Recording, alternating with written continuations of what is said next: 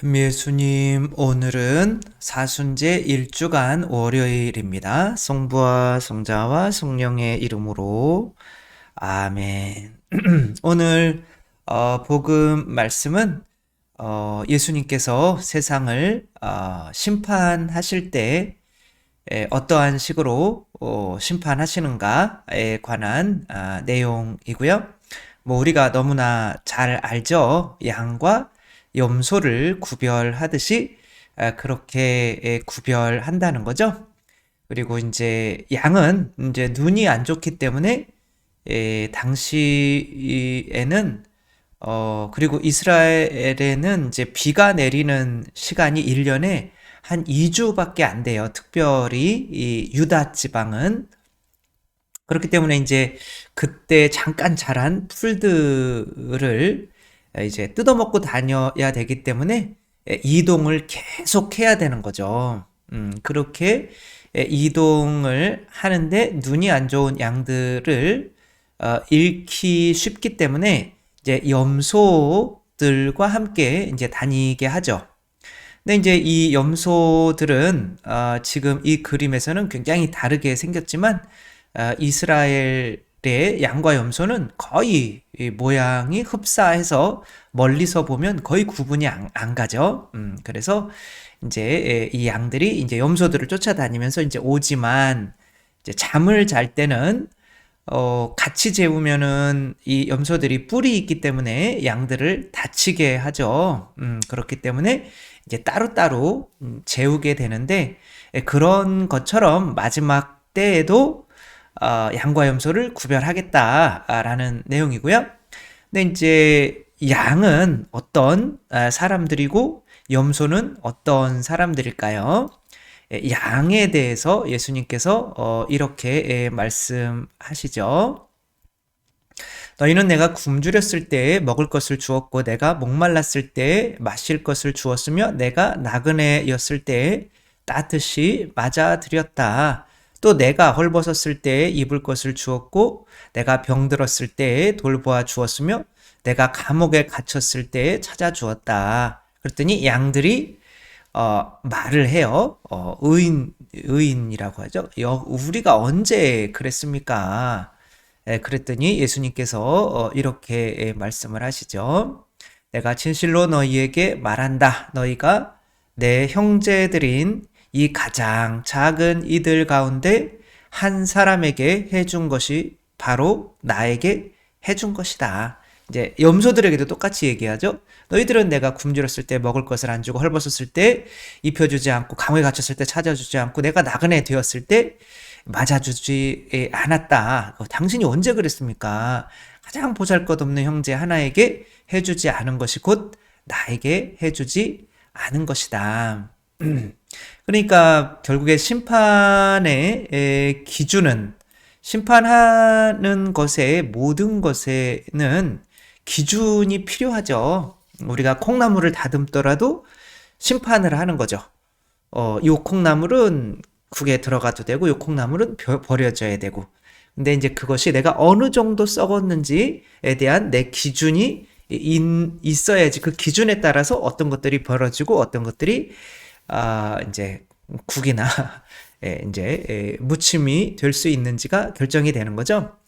따라서 그 기준, 심판의 기준이라고 하는 거는 이웃 사랑일 수밖에 없는데 그 이웃 사랑에서 정말 중요한 것은 예수님이 들어간다는 거죠.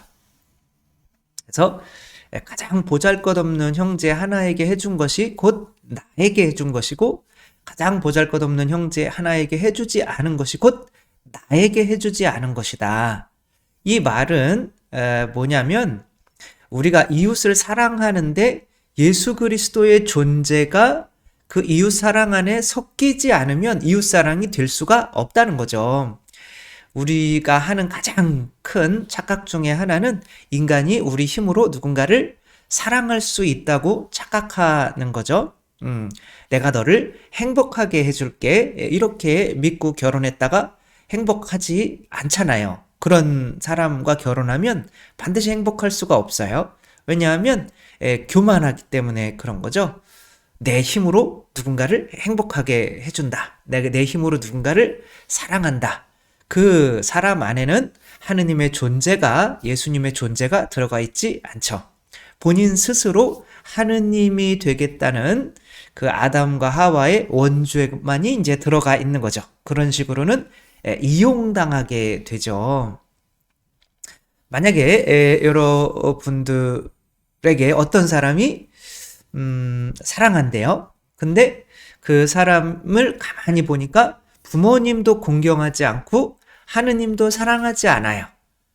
그런 사람이 여러분들을 사랑한다라고 다가오면 여러분들은 그래도 뭐 하느님을 공경하지 않지만 또 부모도 뭐 특별히 공경하는 것 같지 않지만 나만은 정말 사랑해 줄 거야. 이렇게 믿으면 어떻게 잘 살까요? 절단 날까요? 완전 절단 나죠, 인생이.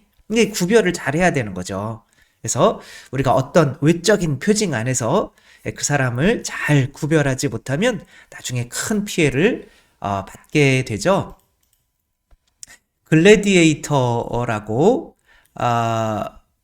여기에 이제 저 할아버지가 마르쿠스 아우렐리우스라고 하는 황제예요. 그리고 그 황제와 비슷한 옷을 입고 있는 인상이 더러우신 이 분이 이제 아들인데, 꼬모두스라고 하는 아들이고, 이제 이렇게 막 피 흘리고 싸우고 온 거죠. 전장에서 싸우고 온 요 사람이 이제 글래디에이터가 되는 막시무스라고 하는, 이제 우리나라로 치면 그 이순신 장군처럼 엄청난 공을 세운 사람인 거죠. 근데 이제 이 아들이 얼마나 못났으면 이 아버지가 왕위를 계속 아들에게 물려주기보다는 이 막시무스한테 물려주고 싶은 거예요. 그래야 이제 나라가, 이 왕국이, 당시 로마가 뭐 엄청난 전 세계를 지배하는 왕국이었는데, 이 막시무스, 이 코모두스한테 맡겼다가는 그게 이제 공중분해될 것 같은 느낌이 드는 거죠. 근데 이제 마르쿠스 아우렐리우스도, 저 할아버지도 전쟁만 하다 보니까 자식 교육을 잘 못 시킨 거예요. 근데 이제 코모두스는 마음이 불안하죠. 이제 아버지가 죽을 날이 얼마 안 남은 것 같은데 자꾸 이제 막시무스는 이미 이 로마에서 엄청난 신임을 받고 있는 큰 장군이었고, 자기는 뭐 그냥 아들인 거 외에는 큰 게 없죠. 그러면 이 형제를, 어떻게 보면 막시무스 덕분으로 로마가 이렇게 이만큼 또 큰 거잖아요. 이 형제를 사랑해야 되는데 사랑을 하기 싫죠. 그러면 이 형제를 미워하려면 어떻게 해야 될까요? 근데 이 형제는 아버지의 신임을 엄청 받고 있죠. 그래서 이 꼬모두스가 아버지를 죽입니다. 왕이 되려고 지가. 그리고 이제 막시무스와 그 가족들을 다 죽이죠. 근데 이제 막시무스는 혼자 간신히 살아남아서 이제 노예가 되죠. 그 노예가 이제 검투사가 돼서 결국에는 이제 이 꼬모두스가 황제가 되어 있는데, 이제 그 꼬모두스가 이제 자기가 막시무스를 이겨야 되잖아요. 그러니까 그 경기장에서 이제 도구로 등 칼로 이제 이 노예니까 이렇게 했으니까 몰래 이렇게 찔러놓고 그 독이 막 퍼져가는 그 정도 되면 이길 줄 알았는데 지죠. 물론 이제 독에 찔린 막시무스도 이제 거기서 함께 죽게 되는데, 거기서 이제 그래도 막시무스가 원수를 갚게 되는 거죠.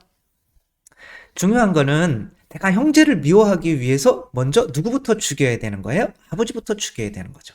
왜? 그 형제를 사랑하고 있기 때문에. 우리가 형제를 사랑하는 것이 내 형제니까 사랑하는구나 라고 생각할 수 있지만, 실제로는 부모 때문에 사랑하는 거거든요. 부모 때문에 우리가 부모로부터 받은 이 은혜에 감사하고, 그래서 부모의 마음을 아프지 않게 하기 위해서 형제를 사랑하는 거지, 이 형제가 다른 사람들보다 나를 더 사랑해서 이 형제를 사랑하는 게 아니잖아요. 그래서 우리가 누군가를 사랑하려면, 내가 형제를 사랑하려면 먼저 부모를 사랑해야죠. 그리고 이제 부모라는 존재가 내 생존을 책임져 주는 거잖아요. 먹을 거 주고 입혀주고 하니까 어떤 생존에 대한 그런 걱정이 없으니까 그리고 그 걱정 없게 만들어 주시는 그분에게 너무 감사해서 마음을 아프게 해주지 않기 위해서 그 부모가 원하는 게 부모가 사랑하는 사람을 사랑하는 거잖아요. 근데 부모는 내 형제를 사랑하고 있어요. 그러니까 나도 당연히 내 형제를 사랑하게 되는 거죠. 그러니까 내 힘으로 사랑하는 게 아니라 부모 때문에 형제를 사랑하게 되는 거죠.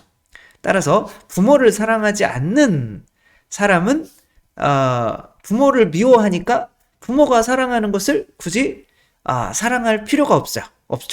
그러니까 그리고 또 부모를 믿지 않으니까 내 생존이 이제 어떻게 생존해야 될지 두려운 거죠. 막막한 거죠. 그러니까 형제를 사랑한다고 하더라도 그거는 형제를 사랑하려고 해서 그런 것이 아니라 형제를 이용해서 내 생존을 채우려고 하는 거죠.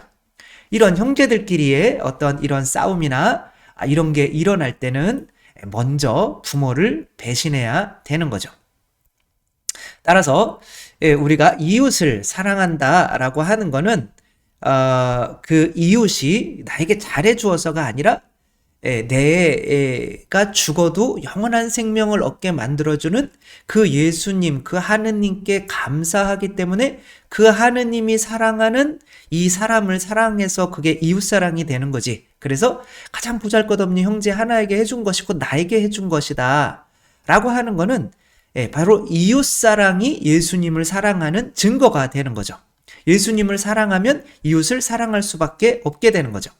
따라서 하느님을 사랑하지 않고 부모를 사랑하지 않고 또 하느님을 사랑하면 부모도 이웃이잖아요. 십계명에 너희 부모를 공경하여라 그런 내용이 있는 거잖아요.